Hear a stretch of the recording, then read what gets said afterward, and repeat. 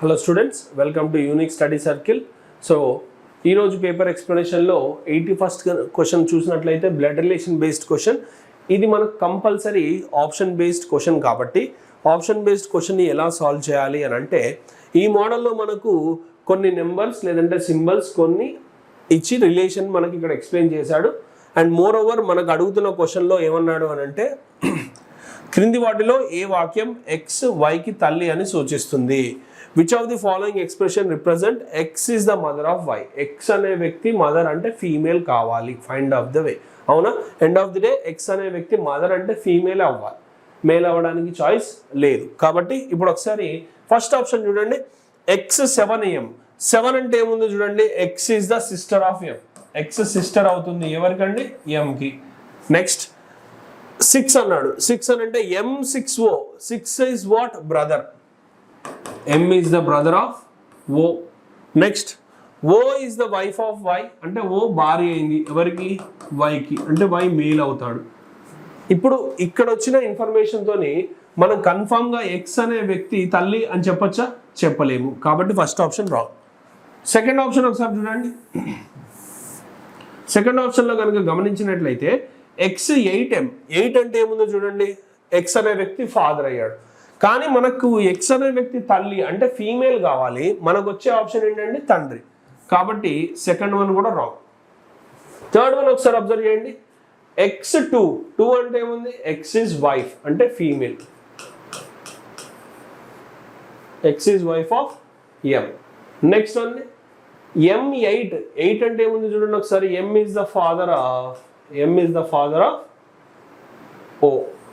So O is the wife of Y. మనకు రావాల్సింది తల్లి, కానీ ఇక్కడ ఏమైనా ఏర్పడింది? అత్త, మదర్ ఇన్ లా ఏర్పడింది, మదర్ బదులు. So third option is also wrong. So fourth option is our answer. చేయాలి అని అంటే ఒకసారి గమనించండి ఎలా ఉందండి ఫోర్త్ ఆప్షన్ మన ఆన్సర్ అని అంటే, X is the mother of X is the wife of M. M డెఫినెట్గా మేలే. M is the father of Y. కానీ వై గురించి మనకు తెలియాల్సిన పని లేదు. అమ్మాయి అయినా సరే అబ్బాయి అయినా సరే డెఫినెట్గా ఎక్స్ని తల్లి అనే పిలుస్తాడు. కాబట్టి ఆప్షన్ నెంబర్ 4 మన ఆన్సర్. నెక్స్ట్ క్వశ్చన్ చూడండి ఒకసారి నెక్స్ట్ క్వశ్చన్ అబ్జర్వ్ చేసినట్లయితే, ఇక్కడ కూడా మనకి నెక్స్ట్ క్వశ్చన్లో క్లియర్గా ఓన్లీ అనే ఒక వర్డ్ ఉంది చూసారా ఇక్కడ? ఓన్లీ అనే ఒక వర్డ్ని అండర్లైన్ చేసి పెట్టాను, ఎందుకంటే అదే మనకు important point. Yash is the husband of Karthik's only daughter. అంటే కార్తిక్ ఒకతే కూతురు. కొడుకులు లేరా? ఉండొచ్చు, ఉండకపోవచ్చు, కానీ కూతురు మాత్రం ఒక్కతే. జాగ్రత్తగా గమనించండి, ఓకేనా అండి? ఎస్, కార్తిక్ కూతురికి భర్త. Very good. కార్తిక్ అనే వ్యక్తికి కూతురు ఉందండి. ఆమె ఎవరో మనకు తెలీదు, కానీ వాళ్ళ హస్బెండ్ పేరు యష్ అండ్. ఓకే, నెక్స్ట్ వచ్చేసి మూమల్ వినీతకి అత్త. ఈ పాయింట్ని ఒక్కసారి గుర్తుపెట్టుకుందాం, కానీ అది అక్కడ అప్లై చేయడానికి నాకు సరిపడే ఇన్ఫర్మేషన్ లేదు. ముందుకెళ్దాం. ప్రియాంక్ కావ్యకి అన్నయ్య. అవునండి, ప్రియాంక్ కావ్యకి అన్నయ్య. కావ్య వినీత కూతురు. కావ్య అనే వ్యక్తి ఎవరి కూతురు అండి? వినీత కూతురు. అండ్ వినీత ఇక్కడ 2 సార్లు రిపీట్ అయింది చూసారా? మూమల్ వినీతకి అత్త అండ్ కావ్య అనే వ్యక్తి వినీతకు కూతురు. అంటే ఇక్కడ డెఫినెట్గా వినీత రావాలి, ఎందుకంటే మ్యారీడ్ ఉమెన్, ఆమెకు అత్తగారు ఉన్నారు మరియు ఇప్పుడు ఒక కూతురు కూడా ఉంది అని తెలిసింది. కాబట్టి ఇక్కడ కావ్య వస్తుందని నేను డిసైడ్ అవుతా. ఇంకా ఫర్దర్గా చూసినట్లయితే కార్తిక్ కావ్యకి మాతామహుడు. అంటే ఇక్కడ చూడండి క్లియర్గా ఉంది, Karthik is the maternal grand father of Kavya. So Kavya ఎవరి కూతురు అన్నాడు? వినీత కూతురు అన్నాడు. సో వినీత ఇక్కడే రావాలి, ఇప్పుడు కన్ఫామ్గా వినీత ఇక్కడే రావాలి. సో వినీత, ఓకేనా అండి? కూతురు కాబట్టి సారీ వినీత వాళ్ళ కూతురు పేరు ఏంటండి? కావ్య. కూతురు కాబట్టి ఫీమేల్ అన్నాము. అండ్ అంతకుముందు ఒక ఇన్ఫర్మేషన్ ఉంది ఇక్కడ చూసారా, ప్రియాంక్ కావ్యకి అన్నయ్య. సో ప్రియాంక్ అనే వ్యక్తి అబ్బాయి అవుతాడు, అవునా? రైట్. ఇంకా మూమల్ వినీతకి అత్త అనంటే డెఫినెట్గా ఇక్కడ వస్తుందండి ఆమె. అవునా? మూమల్ అనే వ్యక్తి ఇక్కడే రావాలి. వినీతకి అత్త అనంటే యష్ వాళ్ళ తల్లి, కార్తిక్ తండ్రి. కానీ వీళ్ళిద్దరు రిలేషన్ కాదు. వినీత ఎవరండి? కార్తిక్ వాళ్ళ కూతురు. అండ్ మోర్ ఓవర్ మూమల్ వాళ్ళ కొడుకు ఎవరండి? యష్. ఓకేనా? ఇప్పుడు క్వశ్చన్ ఏమన్నాడు? యష్ మూమల్కి ఎలా సంబంధం ఉన్నాడు? యష్ అనే వ్యక్తి మూమల్కి ఏమవుతాడు? కొడుకు అవుతాడు, అంటే సన్ అవుతాడు. ఓకేనా అండి? ఇప్పుడు నెక్స్ట్ క్వశ్చన్ చూడండి, 83rd question. 5 friends are sitting around a circular table facing towards the center, not in the same order. Okay, ఎంతమంది ఉన్నారంటే 5 members ఉన్నారు. సో 5 members ఉన్నారు కాబట్టి ఇలా గీద్దాం. ఓకేనా? Right. Q is second to the left of T, అంటే Tకి రెండవ ఎడమలో Q ఉండాలి, అంతేనండి. అంటే Q అనే వ్యక్తి Tకి ఎడమ వైపున రెండవ వ్యక్తిగా కూర్చున్నాడు. Clear information. అవునా? Next, S is immediate neighbor of Q and T. S is the immediate neighbor of Q and T. అంటే Q and Tకి S అనే వ్యక్తి Q మరియు Tకి సమీపంగా ఉన్న వ్యక్తి, అంటే ఇక్కడే రావాలి. అవునా? రైట్. నెక్స్ట్ వన్ చూడండి, R is not the immediate neighbor of Q. Very simple అండి. R అనే వ్యక్తి Q పక్కన రావద్దు అన్నాడు కాబట్టి ఇక్కడే రావాలి. ఇంకా మిగిలిపోయిన వ్యక్తి ఎవరు క్వశ్చన్లో అంటే P. Easy question, right? ఇప్పుడు మన క్వశ్చన్ ఏమన్నాడు? How many friends are sitting between Q and S. Q and S మధ్యలో ఎంతమంది ఉన్నారు అని క్లియర్గా అడుగుతున్నాడు. కానీ ఇక్కడ చూడండి, మనకు క్లియర్గా ఒక ఇన్ఫర్మేషన్ కూడా ఇచ్చాడు. Q నుండి ఎడమవైపు లెక్కించేటప్పుడు, అవునా, while counting from the left of క్యూలో అబ్జర్వ్ చేసినప్పుడు, అవునా, ఎంతమంది ఉన్నారు అని అడిగాడు. ఎస్ వరకు ఎంతమంది ఉన్నారు అంటే 3, అంటే ఆప్షన్ నెంబర్ 3. నెక్స్ట్ క్వశ్చన్ చూడండి ఒకసారి. 5 ఫ్రెండ్స్, అవునా, who are sitting at a different position in a row arrangement. So this is a row arrangement question. రో అరేంజ్మెంట్ క్వశ్చన్లో ఎటువంటి ఇన్ఫర్మేషన్ ఇవ్వనప్పుడు మనం డెఫినెట్గా వాళ్ళందరూ నార్త్కే చూస్తున్నారు అని అనుకోవాలి. అవునా అండి? నార్త్కే చూస్తున్నారు అని అనుకోవాలి. నెక్స్ట్ వన్, వాళ్ళ ఫ్రెండ్స్ పేరు ఇచ్చాడు. ఓకేనా అండి? ఈ 5 స్నేహితులు వేర్వేరు స్థానాల్లో కూర్చొని ఉన్నారు. ఉత్తర దిశలో చూస్తున్నారు చెప్పాడు. ఉత్తర దిశలో చూస్తున్నారు, చూడట్లేరు అని చెప్పకపోయినా ఉత్తర దిశలో చూస్తున్నారు. దక్షిణానికి చూస్తున్నారు అన్నప్పుడు మాత్రమే దక్షిణం ఆలోచించాలి, లేదంటే ఎల్లప్పుడూ ఉత్తర దిక్కే. Next, 2 friends sit between Shekhar and Rinku అన్నాడండి. ఓకేనండి? శేఖర్ మరియు రింకుకి మధ్యలో ఎంతమంది ఉన్నారు? 2 friends ఉన్నారు అని క్లియర్గా రాశాడు. అవునా? రైట్. 2 friends ఉండాలి. శేఖర్కి మరియు రింకుకి ఇద్దరు మధ్యలో ఉండాలి మధ్యలో. అండ్ ఇంకొక పాయింట్ ఇక్కడ క్లియర్గా రాసింది, Shekhar sits neither in the first position nor in the last position అన్నాడు. అంటే శేఖర్ అనే వ్యక్తి ఇక్కడ ఫస్ట్లో కానీ లాస్ట్లో కానీ కూర్చోడానికి వీల్లేదు అన్నప్పుడు, అంటే శేఖర్ ఇప్పుడు ఇక్కడే వచ్చే అవకాశం ఉంది. 2 వ్యక్తులను నిలదీస్తే ఇక్కడ రింకు వచ్చే ఛాన్స్ ఉంది. అంతేనండి? రైట్. నెక్స్ట్ వన్ ఒకసారి గమనించండి, ఏమన్నాడు? Monu is not an immediate neighbour of Shekhar. అంటే ఈ 2 ప్లేసెస్లో మోను అనే వ్యక్తి రావద్దు అని క్లియర్గా చెప్పాడు కాబట్టి ఇక్కడ వస్తాడు మోను. అవునా? Next, Ram SIT second to the left of Sonu. అంటే ఇక్కడ క్లియర్గా మనకు చెప్పాడు, రామ్ అనే వ్యక్తి సోనుకి ఎడమ వైపు 2వ స్థానంలో కూర్చున్నాడు. అవునా? అంటే ఇప్పుడు చూడండి, సోనుని ఇక్కడ రాస్తే మనకు ఎడమ వైపు లేదు కాబట్టి ఇక్కడ సోను 2వ స్థానంలో ఎవరు రావాలండి? రామ్. ఇది మన అరేంజ్మెంట్. ఓకేనా? ఇప్పుడు క్వశ్చన్ ఏమన్నాడు? Who is sitting middle of the రో. అంటే క్లియర్గా మధ్యలో ఎవరు కూర్చొని ఉన్నారు? మధ్యలో ఎవరు కూర్చొని ఉన్నారండి? సోను. అంటే ఆప్షన్ నెంబర్ 1. ఆప్షన్ నెంబర్ 1 మన ఆన్సర్. నెక్స్ట్ క్వశ్చన్ చూడండి ఒకసారి. ఇప్పుడు నెక్స్ట్ క్వశ్చన్లో మనకి ఏమని ఉంది అని అంటే, ఇదొక పజిల్ బేస్డ్ క్వశ్చన్ అండి. పజిల్ బేస్డ్ క్వశ్చన్లో వాడు క్లియర్గా A to G ఉన్నారు, 7 members, different day of a week, starting from Monday and ending on Sunday. అవునా? క్లియర్గా చెప్పాడు. వారం రోజులలో వాళ్ళు క్లియర్గా సోమవారం నుండి ప్రారంభమై ఆదివారం వరకు ఉంటుంది. నేను పక్కన రాసాను ఇలా, సో దట్ మన ఐడియా గురించి క్లియర్గా మాట్లాడుకోవచ్చు మనం ఈ క్వశ్చన్ గురించి. నెక్స్ట్ వన్ ఏమన్నాడు? C has the exam on Tuesday అంటే సికి ట్యూస్డే రోజు ఎగ్జామ్ ఉందని క్లియర్గా చెప్పేశాడు. ఓకేనా అండి. నెక్స్ట్ వన్ చూడండి ఒకసారి, direct information. Only one person has the examination between A and G. So A and జికి మధ్యలో ఎంతమంది ఉండాలి? ఒక్కరే ఉండాలి. ఎవరో మనకు తెలియదు ఇంకా. A has exam before G అంటే ఏకి ఎగ్జామ్ జి కన్నా ముందు ఉంది అని క్లియర్గా అర్థమైపోయింది. D has the exam on the day immediately before A. Immediately before A ఎవరికి ఉండాలంటే D has the exam on the immediately before A. అంటే ఒక పాయింట్ అయితే క్లియర్ అయిపోయిందండి. ఇది రైటా రాంగా అనేది ఒకసారి వెనుకకి వెళ్ళి చూద్దాం. ఓకేనా, క్లారిటీ కోసం. ఏ has exam before G. G కన్నా ముందు ఏకి ఉండాలి, వాళ్ళిద్దరి మధ్యన ఒక వ్యక్తి తేడా ఉండాలి. And D has the exam immediately before A. అంటే బిఫోర్ ఏ అని అంటే ఏకి ముందు డి అనే వ్యక్తి రావాలి కంపల్సరీ. ఓకేనా అండి. ఈ ప్యాటర్న్ మనం అర్థం చేసుకుందాం. ఎక్కడ రావాలి అనేది మనం ఒక స్టెప్ అయ్యాక చూద్దాం. నెక్స్ట్,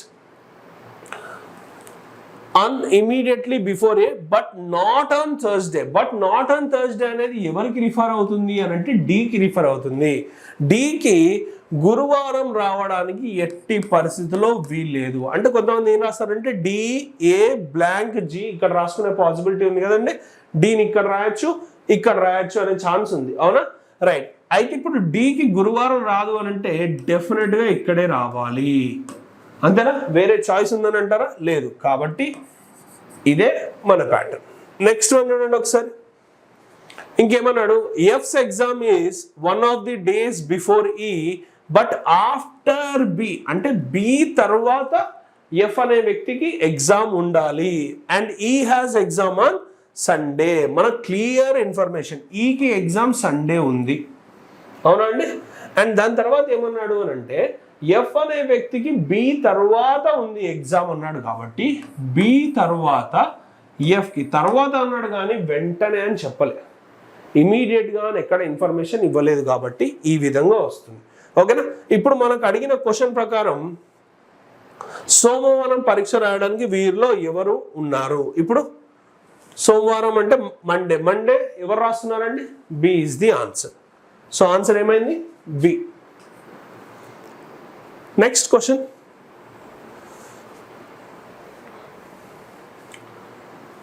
రైట్, ఇది కూడా మనకు ఒక పజిల్ బేస్డ్ క్వశ్చన్ అండి. Right, puzzle based question. And ఇక్కడ అర్థం చేసుకోవాల్సింది ఏంటి అని అంటే 7 members ఉన్నారు and each of will get 1 day of the week అంటున్నాడు. Starting from Monday and ending on Sunday. Same pattern నేను రాశాను ఇక్కడ చూడండి, Monday to Sunday. Right, next one ఒకసారి గమనించినట్లయితే ఇప్పుడు ఏమని చెప్తున్నాడు? A will play on Sunday. Happy, direct information. A will play on Sunday. Right, no more corrections. Next one వచ్చేసి D will play immediately after E. Immediately after E ఎవరు రావాలండి? D రావాలి. Immediately అంటే వెంటనే ఆడాలి. క్లియర్గా A will play on Sunday. Happy. D will play immediately after E. E will play on Wednesday. E will play on Wednesday అని క్లియర్గా చెప్తున్నాడు. ఈ విల్ ప్లే ఆన్ వెన్స్డే అని అంటే డి ఎక్కడ రావాలండి? థర్స్డే రావాలి. నెక్స్ట్ క్వశ్చన్, అదే నెక్స్ట్ ఇన్ఫర్మేషన్ చూద్దాం. చూడండి ఒకసారి. E will play on Wednesday. C will not get it on Monday. C ఎట్టి పరిస్థితుల్లో మండే రాదు అని క్లియర్గా చెప్పాడు. Okay. Next, F gets in on a day between B and D. ఈ పాయింట్ బాగా గుర్తుపెట్టుకోండి.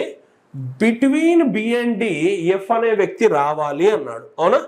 బిట్వీన్ బి అండ్ డి ఎవరు రావాలండి? ఎఫ్ రావాలి. కానీ ఇమీడియట్ గానే ఎక్కడా చెప్పలేదు, జాగ్రత్తగా వినండి. Next F gets in it on a day between B and D. Right, ఇప్పుడు బి అండ్ డి అన్నాడు కానీ ఇప్పుడు బిని ఇక్కడ రాస్తే ఏమవుతుంది అనేది ఒకసారి అబ్జర్వ్ చేద్దాం. బిఎఫ్ డి అనేది రావాలి, మనకు రావట్లేదు కాబట్టి D. Okay, F okay, B ఇలా రాసుకోవచ్చు. వీళ్ళిద్దరిలో సి అనే వ్యక్తి ఇక్కడ రాడు కాబట్టి సిని ఇక్కడ రాస్తాను, రైట్. నెక్స్ట్ మిగిలిపోయింది ఎవరండి? జి అనే వ్యక్తి ఇక్కడ వచ్చేసాడు. ఇప్పుడు మన క్వశ్చన్ ఏం అడుగుతున్నాడో ఒకసారి అబ్జర్వ్ చేయండి. జి ఏ రోజున ఆడుతాడు? జి ఏ రోజున ఆడుతున్నాడు అండి? జి ఏ రోజు ఆడాడు? మండే ఇస్ ది ఆన్సర్, సోమవారం, right. Let us see the next question. ఇప్పుడు నెక్స్ట్ క్వశ్చన్ 87 చూద్దామండి. సిల్లాక్స్ బేస్ మీద ఉంది. ఇప్పుడు ఏమంటున్నాడు? కొన్ని ర్యాబిట్లు కుందేలు తెల్లగా ఉంటాయి. సమ్ ర్యాబిట్స్ ఆర్ వైట్ అన్నాడు. సమ్ ర్యాబిట్స్ ఆర్ వైట్స్, ఓకేనా అండి. Next some rabbits are brown అన్నాడు. సమ్ ర్యాబిట్స్ ఆర్ బ్రౌన్ అనేది నేను ఇక్కడ గీసాను చూడండి, ఓకేనా. Next all white are yellow అన్నాడు. ఆల్ వైట్స్ ఆర్ ఎల్లో, ఇది మన బేసిక్ డయాగ్రామ్ అండి, రైట్. నెక్స్ట్ ఇప్పుడు రెండు కంక్లూజన్స్ ఉన్నాయి కాబట్టి రెండు కంక్లూజన్స్ తెలుసుకుందాం. సమ్ బ్రౌన్ ఆర్ ఎల్లో, బ్రౌన్కి ఎల్లోకి ఎటువంటి ఇంటర్సెక్షన్ లేదు కాబట్టి ఫస్ట్ వన్ అనేది రాంగ్ అయిపోయింది. సెకండ్ వన్ చూసినట్లయితే సమ్ ర్యాబిట్స్ ఆర్ ఎల్లో అన్నాడు. ర్యాబిట్కి ఎల్లోకి ఇంటర్సెక్షన్ ఇగో ఇక్కడ జరుగుతుందండి, అవునా. So second one is true, రెండోది సరిపోయింది. కాబట్టి కేవలం రెండు మాత్రమే అనేది ఇక్కడ ఉంది, అవునా, రైట్. నెక్స్ట్ క్వశ్చన్ చూడండి ఒకసారి. సమ్ ఫ్రూట్స్ ఆర్ ర్యాబిట్స్ అన్నాడు. Some fruits are rabbits. Next one, no rabbit is a fox. No rabbit is a fox, correct. Next one, all foxes are cows. All foxes are cows, అన్ని foxes గేదెలు, ఓకేనా, cows. Next one అండి. ఇప్పుడు కంక్లూజన్స్ని observe చేద్దామండి. కంక్లూజన్స్ని మీరు observe చేసినట్లయితే some cows are fruits అంటున్నాడు. కౌస్కి ఫ్రూట్స్కి ఎటువంటి ఇంటర్సెక్షన్ లేదు కాబట్టి డెఫినెట్గా అది ఫాల్స్ అవుతుంది. సెకండ్ వన్ చూడండి ఒకసారి. Some fruits are foxes. ఫ్రూట్కి ఫాక్స్కి ఎటువంటి ఇంటర్సెక్షన్ లేదు కాబట్టి ఇది కూడా ఫాల్స్ అవుతుంది. నైదర్ వన్ నార్ టూ, తెలుగులో నిర్ణయం 1 మరియు 2 సరిపడవు అనేది ఆన్సర్ అండి, ఓకేనా అండి, రైట్. నెక్స్ట్ క్వశ్చన్ చూడండి ఒకసారి, రైట్. ఇది ఒక నెంబర్ సిరీస్ క్వశ్చన్ అండి. నెంబర్ సిరీస్ క్వశ్చన్ ఏముంది? 42, 163, 307, 476. ఇప్పుడు ఒకసారి మీరు అబ్జర్వ్ చేసినట్లయితే ఈ రెండిటి మధ్యన ఉన్న డిఫరెన్స్ ఎంత అండి? 121. 121 డిఫరెన్స్ మనం ఏమని అనుకోవచ్చు? 11 స్క్వేర్ అని అనుకోవచ్చు, అవునా అండి. 11 స్క్వేర్ వచ్చిన మరుక్షణమే నేను 12 స్క్వేర్ ఆలోచిస్తాను. ఇన్ కేస్ 12 స్క్వేర్ కాకపోతే 13 స్క్వేర్ని ఆలోచించాలి. ఎందుకంటే ప్రైమ్ నెంబర్ స్క్వేర్స్ అయినా కావచ్చు, ఆడ్ నెంబర్ స్క్వేర్స్ అయినా కావచ్చు. ఫస్ట్ ఇప్పుడు ఒకసారి గమనించినట్లయితే 12 స్క్వేర్ 144 అనేది ఇప్పుడు యాడ్ చేస్తే 307 అవుతుందా 163కి అనేది మన క్వశ్చన్. డెఫినెట్గా అవుతుంది కాబట్టి ఇప్పుడు ఇది 12 స్క్వేర్గా మారిపోయింది. అంటే 11 and 12 కాన్సిక్యూటివ్ నెంబర్స్ వరుస క్రమంలో ఉన్న సంఖ్యలు కాబట్టి 11, 12 తర్వాత ఇది 13 స్క్వేర్ డిఫరెన్స్ ఉంటుంది. నెక్స్ట్ వన్ వచ్చేసి 14 స్క్వేర్ డిఫరెన్స్ ఉండాలి. 14 స్క్వేర్ డిఫరెన్స్ ఉన్నప్పుడు 196. 14 స్క్వేర్ ఎంత అండి? 196. కాబట్టి ఇప్పుడు ఇక్కడ మనకు వచ్చే ఆన్సర్ ఎంత అవుతుంది అని అంటే 672. అంతేనా అండి, రైట్. Next question. ఇది కూడా మనకు సిరీసే కానీ లెటర్ సిరీస్ అండి. X Y Z X X Z X Y 2 blanks ఉన్నాయి. సో ఫస్ట్ దీన్ని మనం సాధారణంగా ఎలా సాల్వ్ చేస్తాము అని అంటే నెంబర్ ఆఫ్ ఎలిమెంట్స్, అంటే ఇక్కడ ఉన్న వాటిని ఎన్ని ఉన్నాయి అని కౌంట్ చేసినప్పుడు మనకు మొత్తం కలిపి 3, 6, 9, 12 ఉన్నాయండి.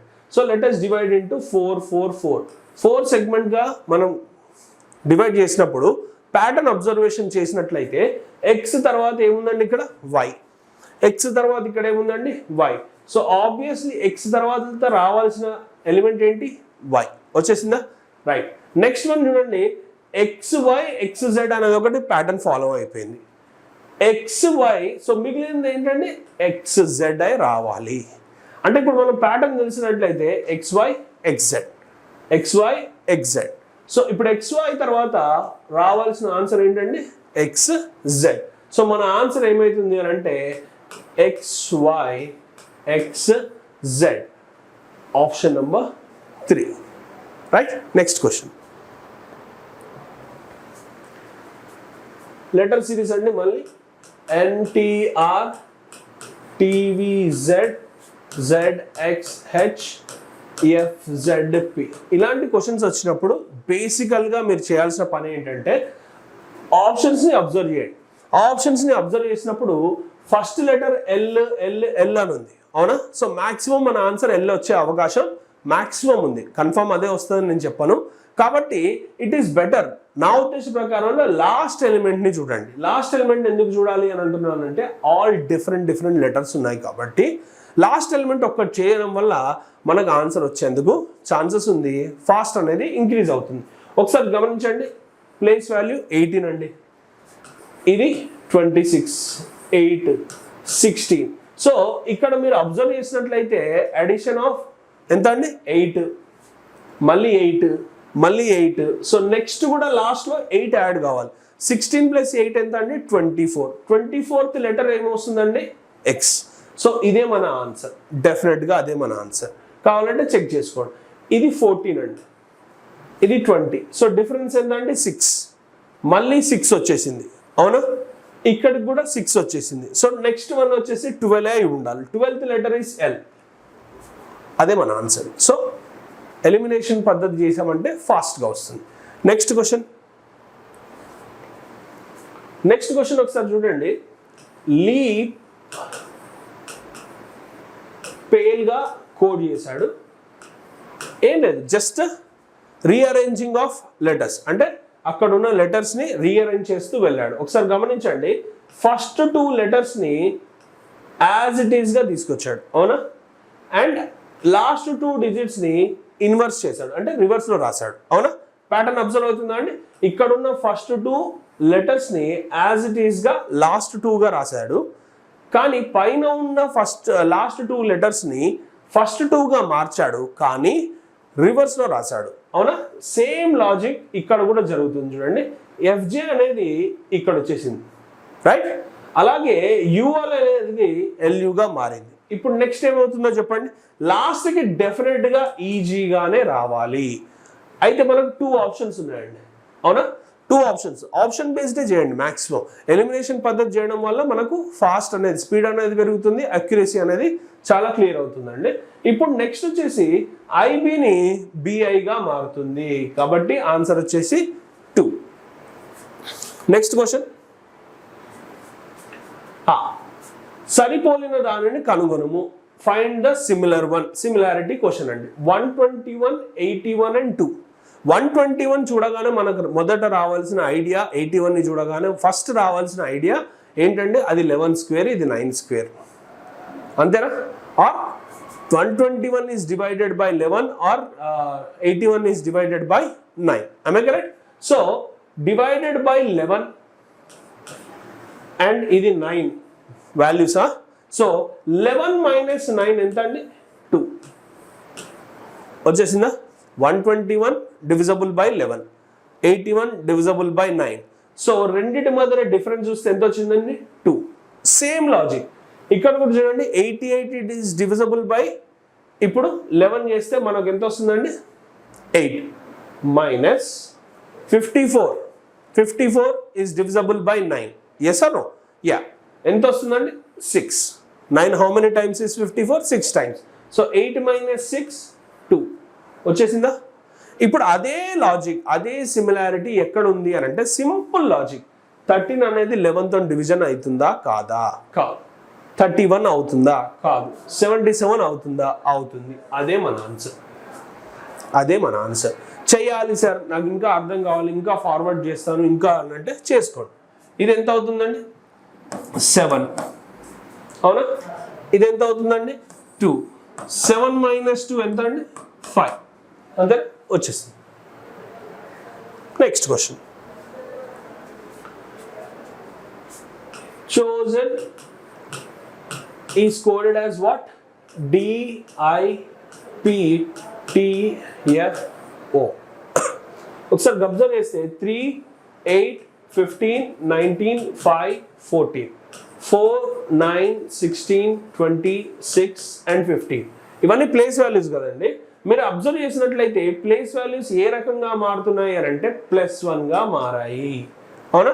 +1గా మారినప్పుడు సేమ్ లాజిక్ ఇక్కడ ఉందా లేదా అని జస్ట్ అబ్జర్వేషనే చేయండి ఎగ్జామ్లో, మళ్ళీ రాస్తూ కూర్చోకండి, టైం వేస్ట్ అయిపోతుంది. సో సేమ్ లాజిక్ ఇక్కడ కూడా అప్లై అయ్యింది అని అంటే ఇప్పుడు డైరెక్ట్గా మన ఆప్షన్ ఏంటో కనిపెట్టండి. ఇప్పుడు BOTTLE బాటిల్కి చేయాలి అన్నప్పుడు ఆప్షన్ బేస్డే ఆన్సర్స్ తీసుకోండి. ఓకేనా? ప్రతిదీ నేను ఎక్స్ప్లెయిన్ చేస్తూ చేయొచ్చు, కానీ మనం ఎగ్జామ్లో ఏ విధంగా చేయాలన్నది ఇక్కడ ఇంపార్టెంట్. కాబట్టి ఇక్కడ T అనేది రిపిటేషన్ జరిగిందండి. T తర్వాత ఇమీడియట్ రిలేటెడ్ U అంటే మనకు U అనేటివి 2 సార్లు రిపిటేషన్ ఎక్కడో జరగాలి, అది ఆప్షన్ నెంబర్ 2లో ఉంది. అలా చేయండి. నెక్స్ట్ క్వశ్చన్ అండి, భిన్నంగా ఉన్న దానిని కనుగొనము అంటే ఆడ్ మెన్ అవుట్. ఓకేనా? Find the odd one. So 11 become 23. 11 23గా కావాలి అని అంటే ఇంటూ 2 + 1గా మారింది, అంతేనండి. నెక్స్ట్ 25 51గా మారింది, అది కూడా ఇంటూ 2 + 1గా మారిందా అండి. 25 2s are 50 + 1 is 51. Next 13 into 2 + 1 మారిపోతుంది. ఇంకా అదే లాజిక్ ఫాలోగా ఉంది ఏంటండి, ఆప్షన్ నెంబర్ 2. 9 ఇంటూ 2 అక్కడ లాజిక్ సరిపోలేదు కాబట్టి అదే మన ఆన్సర్. నెక్స్ట్ క్వశ్చన్ చూడండి ఒకసారి, KPW DIPQGM ఇలా ఉందండి. ఓకేనా? రైట్. ఇప్పుడు వీటి ప్లేస్ వాల్యూస్ రాయడం వలన మనకు చాలా ఉపయోగం జరుగుతుంది. ఎప్పుడైనా place values are very important to learn, very important to write. రాయడం కంపల్సరీగా రాయండి, దాని యొక్క ప్లేస్ వాల్యూ రాయడం వల్ల మీకు ఐడియా వస్తుంది. ఫస్ట్ ఇక్కడ చూడండి, మీరు అబ్జర్వేషన్ ప్యాటర్న్ ఒకసారి గమనించినట్లయితే ఎంత యాడ్ చేస్తున్నాడండి, +5. ఇక్కడ కూడా +5 అయింది. ఇది 19 and 24, ఇక్కడ కూడా +5 అయింది. ఇది 17 and 7. అన్ని చోట్ల +5 అయింది. ఇక్కడ అవుతుందా అండి? కావట్లేదు. కాబట్టి ఇదే మన odd men out. Next same odd men అవుట్లో ఇంకోటి అండి,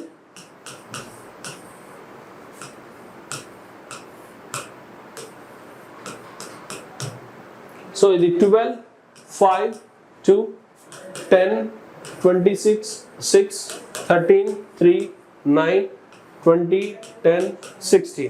So 12 became 5 and 5 became 2. ఇక్కడ -7 -3 అవుతుంది. ఇక్కడ చూసినట్లయితే ఇక్కడ ఈ లాజిక్ చూడండి, ఇది -6 అవుతుందండి. అన్నిటికీ ప్యాటర్న్ తెలుస్తుంది మనకు, అంటే -6 or just take it as a difference of 6 అండి. Okay, are 4. 4. సో ఇక్కడ కూడా 4 అవుతుందండి, ఇక్కడ కూడా 4 అవుతుంది. బట్ ఇక్కడ 4 అయిందా అండి? కాలేదు. కాబట్టి ఇదే మన ఆన్సర్. అంటే ఫస్ట్ ఆప్షన్ ఒకవేళ మన ఆన్సర్ అయినప్పుడు కొద్దిగా ముందుకెళ్ళి వేరే ఆప్షన్స్ని చెక్ చేయండి. ఇంతకుముందు మనం వేరే దగ్గర ఫస్ట్ ఆప్షన్ మన ఆన్సర్ కాదు కాబట్టి అలా చెక్ చేసుకున్నాం, కానీ ఇక్కడ ఫస్ట్ ఆప్షన్ ఆన్సర్ కాబట్టి మిగతా దగ్గర ప్యాటర్న్ చెక్ చేయండి. Right. Next question. Right. A number has been denoted to each of the given letters. Select the options from the following 4 possible arrangements of the numbers that forms a meaningful word. అంటే మనకి ఇచ్చిన అక్షరాలు ఇక్కడ ఇచ్చాడు కదండి, code చేశాడు కదా, ఇక్కడున్న ఆప్షన్ బట్టి ఒకవేళ ఏదైనా అర్థవంతమైన పదం రావాలి. అర్థవంతమైన పదం అని అంటే ఇప్పుడు 6 అంటే ఏముంది చూడండి, 6 అంటే C అండి, 5 అంటే A, 1 అంటే G, ఓకే, 4 అంటే ఏం లెటర్ ఇచ్చాడండి, E. ప్లేస్ వాల్యూతో సంబంధం లేదు, వాడు కోడ్ చేసిన వాటితో మనం చేసుకోవాలి. నెక్స్ట్ 2 అంటే Y, నెక్స్ట్ 3 అంటే ఏముందండి N.